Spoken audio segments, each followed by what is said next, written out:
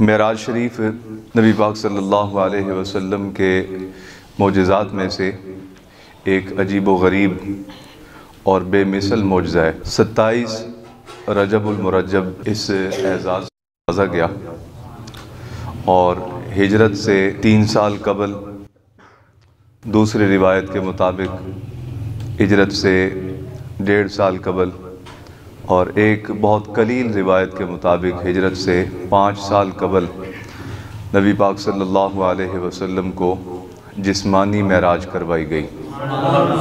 امت کے متاخرین اور متقدمین علماء حتیٰ کہ صحابہ کرام علیہم الرضوان کی اکثریت کا یہی موقف ہے کہ حضور کی معراج جسمانی تھی۔ بعض صحابہ سے بہت قلیل یہ روایات مذکور ہیں کہ نبی پاک صلی اللہ علیہ وسلم کو خواب کے ذریعے معراج کروائی گئی۔ جسمانی معراج نہیں تھی، خواب کے اندر بطریق منام۔ اور ایک آدھ قلیل روایت اس طرح کی بھی ملتی ہے کہ نبی پاک صلی اللہ علیہ وسلم کی روح اقدس کو معراج کروائی گئی۔ جسم مبارک جو تھا وہ زمین پر ہی رہا، حضور کی روح مبارک جو ہے یہ اسے معراج کروائی گئی۔ لیکن متفقن علیہ اور مختار قول یہ ہے کہ نبی پاک صلی اللہ علیہ وسلم کی معراج نہ صرف روح کی معراج تھی بلکہ جسم کی بھی معراج تھی۔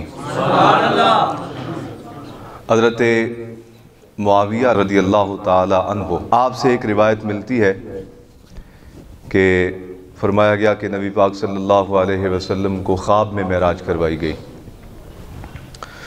اسی طرح ام المومنین حضرت سیدہ عائشہ الصدیقہ رضی اللہ تعالی عنہا، آپ سے بھی ایک روایت ملتی ہے کہ آقا علیہ السلام کی روح کو معراج کروائی گئی۔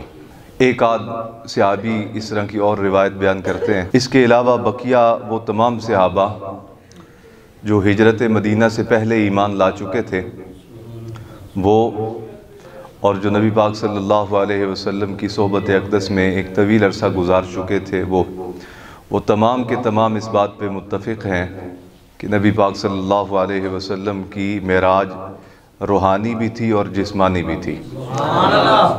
حضرت معاویہ رضی اللہ تعالی عنہ کی جو روایت ہے کہ خواب کے اندر حضور کو معراج کروایا گیا، خواب کے اندر، یہ اس لیے درست نہیں کہ معراج شریف ہوئی ہجرت سے 3 سال قبل، اور درجے کے اعتبار سے اس سے جو کم درجے کی روایت ہے وہ 1.5 سال قبل کی ہے، اور اس سے کم درجے کی جو روایت ہے وہ 5 سال قبل کی ہے۔ یعنی ہجرت اعلان نبوت فرمایا 40 سال کی عمر مقدس میں، 13 سال اعلان نبوت کے بعد حضور نے مکہ شریف میں گزارے، اور اس کے بعد ہجرت فرمائی اور 10 سال حضور مدینہ منورہ میں رہے۔ اعلان نبوت کے بعد 63 سال تک حضور حیات رہے، یعنی 23 سال اعلان نبوت کے بعد سرکار حیات رہے ظاہری طور پہ۔ تو جناب معاویہ جو ہیں یہ ہجرت کے وقت مسلمان نہیں ہوئے تھے، بلکہ ان کے ایمان لانے کے متعلق جو اقوال موجود ہیں وہ یہ ہیں کہ یہ فتح مکہ کے وقت ایمان لائے، یعنی جب مکہ فتح ہوا حضور کی ظاہری حیات کے آخری سالوں میں، اس وقت ایمان لائے۔ اور بعض محققین یہ فرماتے ہیں کہ نہیں، یہ ایمان لا چکے تھے ہجرت کے بعد، ہجرت سے پہلے نہیں، ہجرت کے بعد، لیکن اظہار جو ہے وہ فتح مکہ کے وقت فرمایا۔ تو دونوں باتوں سے یہ بات اسٹیبلش ہو گئی کہ حضرت امیر معاویہ رضی اللہ تعالیٰ عنہ کی یہ جو خواب والی روایت ہے یہ درست اس لیے تسلیم نہیں کی جا سکتی کہ جب حضور کو معراج ہوئی تو یہ اس وقت مسلمان نہیں تھے، بعد میں ایمان لائے۔ اور دوسری روایت حضرت سیدہ عائشہ الصدیقہ رضی اللہ تعالی عنہا آپ کی کہ نبی پاک صلی اللہ علیہ وسلم کی روح اقدس کو معراج کروائی گئی۔ حضور کا جسم مبارک جو ہے وہ موجود تھا اپنے اسی زمین پر، حضور کی روح مبارک جو تھی وہ لے جائی گئی اور اسے معراج کروائی گئی۔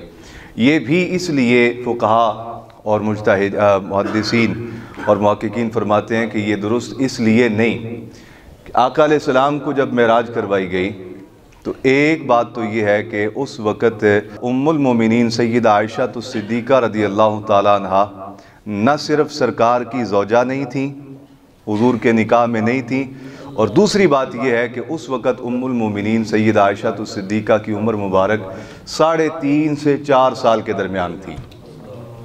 तो 3.5 से 4 साल का जो अरसा है उम्र का, तो एक तरफ मौला अली उल मुर्तज़ा हों, हज़रत अब्दुल्ला इब्न मसूद हों, हज़रत उमर बिन ख़त्ताब हों और ताजदार सदाकत हज़रत सैयदना सिद्दीक़ अकबर की तस्दीक़ात हों, जलीलुल क़द्र सहाबा, और दूसरी तरफ 4.5 साल की उम्र मुबारक।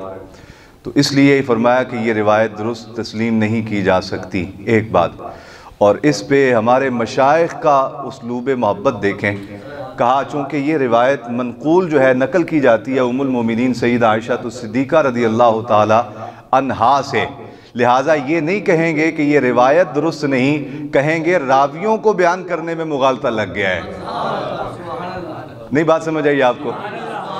कहा चूँकि बात उम्मुल मोमिनीन के मुतालिक है ना, उनसे नकल की जा रही है, तो कहा सरकार की ज़ौजा हैं और नबी पाक सल्लल्लाहु अलैहि वसल्लम की महबूब तरीन बीवियों में से महबूब तरीन बीवी हैं और सैयदना सिद्दीक़ अकबर बावफा की शहज़ादी हैं।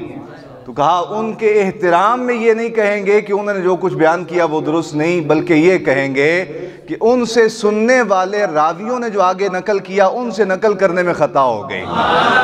मेरे अजीज़ों, मैं यहाँ रुक के ये बात कहना चाहता हूँ, इस तरह का अदब वाला अकीदा आपको अहले सुन्नत के अलावा कहीं और नहीं मिलेगा। ये आप जाएँ तहकीक कर लें, जाके ज़माना फिर लें, लोगों के मुशाहदात कर लें, लोगों को जाके मिलें, उनका तकिया कलाम सुनें। यहाँ तो बात उम्मुल मोमिनीन की है, वहाँ तो नबियों की ज़ात महफूज नहीं। तो हमारे मशाइख फरमाते हैं, फरमाया ना ये नहीं कहना कि सैयदा आयशा सिद्दीक़ा रज़ियल्लाहु ताला अन्हा का कौल दुरुस्त नहीं, ये कहना है कि उनसे जिन रावियों ने नकल किया उनसे ख़ता हो गई।